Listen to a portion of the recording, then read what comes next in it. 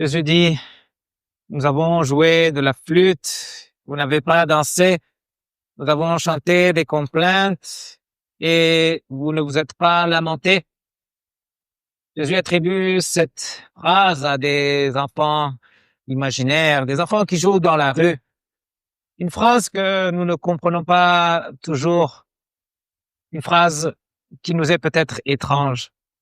Le contexte de cette phrase, c'est le jeu des enfants. Comme dans beaucoup d'endroits dans le monde, les enfants jouent à imiter les grands. Quand on va à l'école maternelle, on voit les petits-enfants faire le train, non, un derrière l'autre. On voit les enfants jouer au marché, vendre, acheter des choses. À l'époque de Jésus, les enfants imitaient la flûte comme dans les mariages et les autres enfants dansaient comme dans les mariages ou faisaient la cérémonie du mariage. Puis après, ils chantaient les chants typiques des funérailles et les autres enfants, eh bien, faisaient comme les grands, comme font les grands dans ces circonstances-là. On suppose que des enfants jouaient avec la flûte des mélodies de mariage. Les autres enfants devaient danser ou devaient simuler la cérémonie. Quel était le problème? Certains jouaient de la musique et d'autres ne dansaient pas. Certains étaient en train de jouer et d'autres n'étaient pas dans le jeu. C'est comme si aujourd'hui, un enfant disait « J'ai apporté un ballon, mais personne ne veut jouer avec moi. » Ou ça serait comme une personne un peu plus grande, un adulte, qui dit « J'ai apporté un jeu de société, mais vous êtes tous sur votre portable. Vous voulez pas jouer. » Jésus compare sa génération à ces enfants qui ne réagissent pas. Une génération qui ne réagit pas comme on espère qu'elle réagisse, au moins comme Dieu espère qu'elle réagisse. Quand on apporte une boîte remplie de jouets à un groupe d'enfants, généralement, les enfants se précipitent sur les jouets pour voir avec quoi ils peuvent jouer. Si l'un des enfants reste dans son coin, si l'un des enfants ne s'intéresse pas aux jouets, eh bien, on se rend compte qu'il y a quelque chose qui ne va pas chez lui. On ira discuter et en savoir plus. Jésus est en train de dire, qu'est-ce qui se passe avec vous? Qu'est-ce qui se passe avec vous qui ne réagissez pas comme il est espéré? Jésus ne parle pas de jouets, ne parle pas de jeux ou d'imiter les mariages et les enterrements. Il parle de la réaction au message du salut qu'il est en train de révéler, qu'il est en train d'annoncer à l'humanité. Jésus parlait aux pharisiens et il leur disait que la loi et les prophètes arrivaient jusqu'à Jean-Baptiste. La loi et les prophètes, ça veut dire l'Ancien Testament. Jésus leur disait que Jean faisait partie de ces prophètes qui proclamaient le même message, des prophètes qui appelaient à la repentance. Les pharisiens et tout le peuple devaient se repentir, car, comme disait Jean, le royaume de Dieu est proche. Depuis la chute d'Adam et Ève, en passant par tous les prophètes de l'Ancien Testament, Dieu annonçait la venue du royaume des cieux et il appelait à la repentance pour le pardon des péchés. Qu'est-ce qui a changé après Jean? Eh bien, à partir de Jean, à partir de là, le royaume des cieux est arrivé. Il faut se repentir pour le pardon des péchés. Cela n'a pas changé. Mais jusqu'à Jean, on proclamait que le royaume des cieux était proche, qu'il arrivait. À partir de Jésus, on dit que ce royaume est arrivé. que ce royaume n'est pas quelque chose pour plus tard, sinon pour maintenant. Jésus confronte les pharisiens et la foule en leur disant, nous avons joué de la flûte et vous n'avez pas dansé. Nous avons chanté des complaintes et vous ne vous êtes pas lamentés. Vous ne réagissez pas à l'évangile qui vous est annoncé. Vous n'avez pas réagi au message de la loi et des prophètes, au message de l'Ancien Testament. Vous n'avez pas réagi au message de Jean. Vous n'avez pas réagi à l'annonce de la venue du Christ. Vous avez méprisé l'appel à la repentance. Vous n'avez pas réagi et vous préférez rester sur votre propre chemin. Nous apprenons des évangiles et des autres rencontres que Jésus a eues avec les pharisiens que ces derniers pensaient être sur le chemin correct et ils pensaient que c'était Jésus qui était dans l'erreur. D'ailleurs, tous ceux qui ne pensaient pas comme eux étaient dans l'erreur. Les pharisiens pensaient qu'ils étaient justes. Les pharisiens pensaient qu'ils étaient bien devant Dieu, qu'ils plaisaient à Dieu. Ils pensaient que les autres devaient faire comme eux, que les autres devaient les imiter. Que s'ils voulaient le salut, ils ne devaient pas entendre Jésus, sinon faire ce que faisaient les pharisiens. Et même, d'ailleurs, Jésus devait danser au son de la flûte des pharisiens.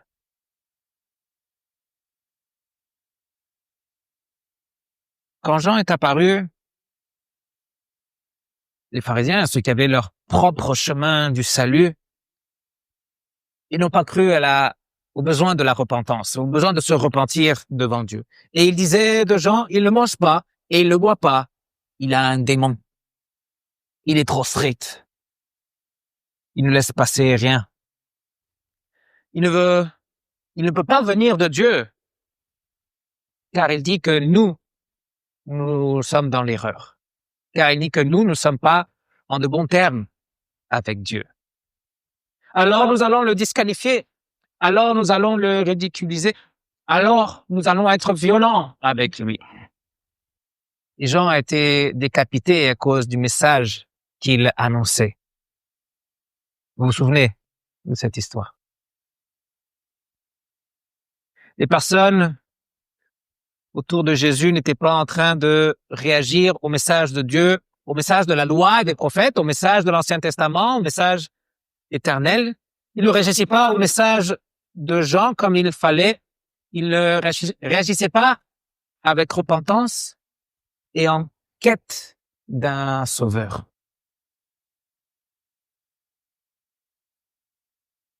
Après Jean est arrivé le Fils de l'homme. Et le royaume continue de souffrir la violence. Jésus dit, jusqu'à présent, le royaume souffre la violence. Le temps de l'Ancien Testament était fini et commençait le temps du Nouveau Testament, le temps de la Nouvelle Alliance que Jésus avait établie en son sang. Cette alliance de l'accomplissement des promesses, l'alliance où on ne parle plus du pardon que Dieu donnera, sinon du pardon que Dieu donne actuellement en Christ, par sa passion, par sa mort, par sa résurrection. Le message de Jésus était « Le royaume des cieux est arrivé ». Le royaume des cieux s'est approché. Le royaume des cieux est une réalité. Le royaume des cieux est déjà parmi vous. Par la proclamation de l'Évangile, par la proclamation de la grâce, par l'annonce de l'accomplissement des promesses et des prophéties, Jésus recherche la repentance pour le pardon des péchés, la repentance pour la vie éternelle, la repentance pour le salut, même de ceux qui s'opposent à lui. Pourquoi Jésus dit, celui qui a des oreilles pour entendre, entende, qu'il réagisse. Nous avons joué de la flûte, dansé. Nous avons chanté des complaintes, lamentez-vous, réagissez au message de Dieu. Mais, comme avec Jean, les pharisiens qui suivaient leur propre chemin pensaient que les choses devaient se faire à leur façon. et que Dieu devait s'adapter à leur façon de faire. C'est pourquoi il disait de Jésus, c'est un mangeur, c'est un buveur, ami des publicains et des gens de mauvaise vie. Il est trop libéral. Jean était trop strict. La question était de le disqualifier, de le ridiculiser et même d'être violent avec Jésus. Jésus n'a pas été décapité, Jésus est mort crucifié. Je crois que vous vous souvenez aussi de cette histoire. Celui qui a des oreilles pour entendre, entende. Jésus veut qu'il réagisse. Jésus veut que nous réagissions. Vous entendez? Vous comprenez le message? Ne l'ignorez pas. Ne dites pas, ça n'a rien à voir avec moi. Ne pensez pas que le message est pour les autres. Ne réagissez pas avec indifférence. Ne réagissez pas avec violence. Réagissez comme Dieu veut que vous réagissiez, avec repentance pour le pardon de vos péchés. Les pharisiens réagissaient en ridiculisant le porteur du message. Ils l'ont fait avec Jean. Ils l'ont fait avec Jésus. En discréditant le messager, on discrédite le message, et en discréditant le messager et le message, eh bien, on réussit à faire douter ceux qui entendent ce message. Quand les choses ont commencé à mal tourner, beaucoup de disciples ont abandonné Jésus. Jésus était entré à Jérusalem, suivi par une grande foule qui chantait « Hosanna, Hosanna, béni celui qui vient au nom du Seigneur, le fils de David ». Quelques jours plus tard, même ses disciples les plus proches ont fui et l'ont abandonné. La violence dont souffre le royaume des cieux fait que beaucoup, soit ceux qui doutent, l'intention du diable, lorsqu'il provoque cette violence contre le royaume des cieux, c'est justement de faire que les indécis, ceux qui ont des doutes, s'éloignent de leur sauveur. Jésus veut que les chrétiens réagissent, qu'ils sachent ce qui est en train de se passer et qu'ils agissent selon la foi. Aujourd'hui, nous célébrons le 508e anniversaire de la Réforme. Ça fait très loin. Mais à cette époque-là, l'évangile de Jésus-Christ était dans l'oubli. Il n'était pas proclamé, il n'était pas annoncé, il n'était pas vécu.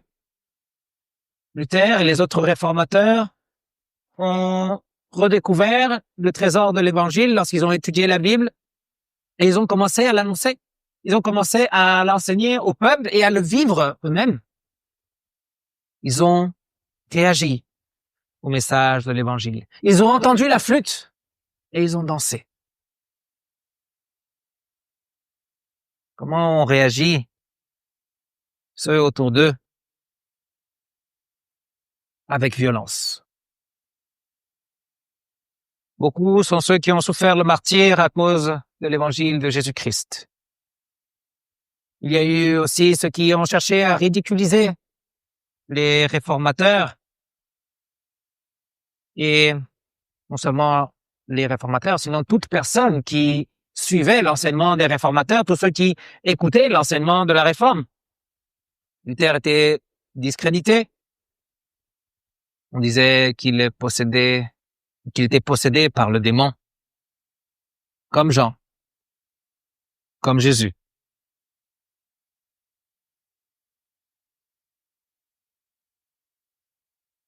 À la fin de l'évangile, Jésus disait, la sagesse a été justifiée par ses œuvres ou par ses enfants, selon la traduction. Qu'est-ce que ça veut dire? Eh bien que le fait qu'il y ait des croyants qui, malgré la violence exercée contre l'évangile, continuent de témoigner de cet évangile, manifeste la sagesse de Dieu. Cela manifeste que le message vient bien de Dieu qu'il n'est pas une invention humaine. Les apôtres étaient prêts à mourir pour le message de l'Évangile et ils sont morts à cause du message de l'Évangile. Et non seulement les apôtres, sinon beaucoup de chrétiens. Si c'était un mensonge, ils ne seraient pas allés si loin. Le fait qu'ils aient défendu ce message de l'Évangile jusqu'au martyr est un point en faveur de la véracité de l'Évangile. Quelque chose de similaire est arrivé au temps de la Réforme. Dire à cette époque-là qu'on était d'accord avec les enseignements de Luther était quelque chose de risqué. Et les chrétiens qui croyaient à cet enseignement, à cet évangile qui était redécouvert, étaient persécutés et souffraient le martyre. Celui qui a des oreilles pour entendre, entende. Si vous entendez la flûte, dansez. Si vous entendez les complaintes, lamentez-vous. Celui qui a des oreilles pour entendre, entende. On ne peut ignorer le message de Dieu. On ne peut pas mettre d'excuses. Celui qui a des oreilles pour entendre, qu'il réagisse. Jésus-Christ vient à nous, il nous appelle à la repentance, pour pardonner nos péchés. Ceux qui ont leur propre chemin, comme le faisaient les pharisiens, diront qu'ils n'auront pas besoin, ils n'ont pas besoin de se repentir. Ils n'ont pas besoin de confesser leurs péchés. Ils n'ont pas besoin d'un sauveur. Ceux-là sont ceux qui ne réagissent pas, ceux qui ne dansent pas, ceux qui ne se lamentent pas. Ce sont ceux qui ont des oreilles, mais qui ne veulent pas entendre. Le message nous appelle à la repentance pour que nous réagissions avec repentance. Pour que nous réagissions avec contrition, en confessant que Dieu a raison, en confessant que devant lui, nous sommes misérables, que nous sommes pécheurs, mais que nous venons à lui justement parce qu'en lui, il y a un véritable pardon. Voilà la réaction que Dieu attend de nous. Jésus nous interpelle et nous dit, croyez en l'Évangile. Jésus veut que nous réagissions à sa parole avec foi, que nous lui confions notre vie entière, notre destin. Réagir, c'est abandonner sa vie au pied de la croix. Réagir, c'est faire confiance à sa grâce, c'est la nouvelle alliance établie par le sang du Christ. C'est réagir avec confiance dans le fait que grâce à Jésus, nous sommes enfants de Dieu. C'est avoir la confiance que le Dieu créateur maintenant est notre bon Père céleste. Croyez l'Évangile, dit Jésus. Celui qui a des oreilles pour entendre, qu'il réagisse. Et qu'il réagisse en disant, Seigneur, je crois. Aide-moi à croire en tout temps. Celui qui croit à l'Évangile, qu'il vive cet Évangile, qu'il vive la sagesse de Dieu, qu'il cherche à combattre le péché, qu'il cherche à vaincre la tentation, qu'il cherche la voix de Dieu dans la parole, qu'il danse avec la flûte, qu'il se réjouisse avec l'appel de Dieu. Le diable tentera de nous éloigner. Il tentera de tout faire pour nous faire douter de Dieu, de son message, de la Bible, de la traduction de la Bible. Celui qui a des oreilles pour entendre, qu'il réponde. Seigneur, je crois. Seigneur, que puis-je faire pour te remercier? Seigneur, que puis-je faire pour répondre à ton amour? Celui qui a des oreilles pour entendre, celui qui réagit, qu'il puisse dire, Seigneur, je suis ici pour te servir. Que la paix de Dieu qui surpasse toute intelligence garde votre cœur, garde vos pensées en Jésus-Christ pour vivre le pardon, pour vivre dans le royaume de Dieu, celui que Jésus a instauré, pour vivre dans son royaume aujourd'hui avec lui et pour l'éternité. Amen.